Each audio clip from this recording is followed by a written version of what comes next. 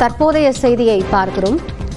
காவல் நிலையத்தில் பேச்சுவார்த்தை நடத்துவது என்பது கட்ட பஞ்சாயத்து செய்வதற்கு சமம் என உயர்நீதிமன்ற மதுரை கிளை நீதிபதிகள் கருத்து தெரிவித்திருக்கிறார்கள். புகார் அடிப்படையில் வழக்கு பதிவு செய்யாமல் இருதரப்பையும் அழைத்து பேசுவது தொடர்பாக நீதிபதி இந்த கருத்தை தெரிவித்திருக்கிறார். கூடுதல் விவரங்களோடு செய்தியாளர் கருணாகரன் இணைகிறார். அவரிடம் பேசலாம்.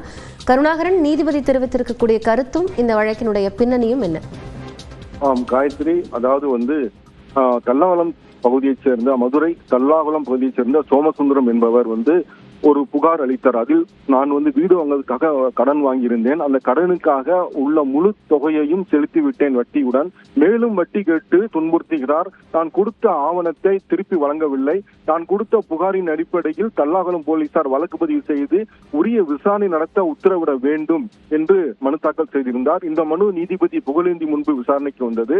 அப்பொழுது மனுதாரர் தரப்பில் நாங்கள் புகார் கொடுத்தும் வழக்கு பதிவு செய்யாமல், உரிய ஆவணங்களுடன் வழக்கு பதிவு செய்யாமல் எங்களை இரு தரப்பினரும் அழைத்து பேச்சுவார்த்தை நடத்துகின்றனர் என ஒரு புகார் தெரிவித்திருந்தார். இதை பதிவு செய்த நீதிபதிகள் அனைத்து தரப்பு வாதங்களையும் கேட்டறிந்து நீதிபதி பிறப்பித்த உத்தரவில், அதாவது ஒரு காவல் நிலையத்தில் ஒரு புகார் கொடுக்கப்பட்டால் அந்த புகார் குறித்து வெளிப்படையான குற்றம் தெரியும் வகையில் இருக்கும் பொழுது வழக்கு பதிவு செய்து எஃப்ஐஆர் பதிவு செய்து அதன் பிறகே விசாரணை நடத்த வேண்டும். அதற்கு முன்னதாக புகாரை வாங்கி வைத்துக் கொண்டு வழக்கு பதிவு செய்யாமல் இருதரப்பினரையும் அழைத்து பேச்சுவார்த்தை நடத்துவது கட்ட பஞ்சாயத்து செய்வதற்கு சமம். இது ஏற்றுக்கொள்ள முடியாது. எனவே புகார் கொடுத்தால் குற்றம் வெளிப்படையாக தெரிந்தால் உடனடியாக வழக்கு பதிவு செய்து விசாரணை நடத்த வேண்டும்.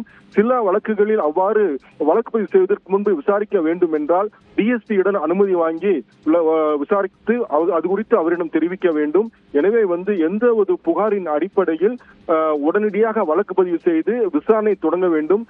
அதை தவிர்த்து விட்டு புகாரை பெற்றுக்கொண்டு இருதரப்பினரையும் அழைத்து காவல் நிலையத்தில் பேச்சுவார்த்தை நடத்தக்கூடாது என்று உத்தரவிட்டுள்ளார். காயத்ரி, நன்றி கருணாகரன், விவரங்களை இணைந்து வழங்கியமைக்காக.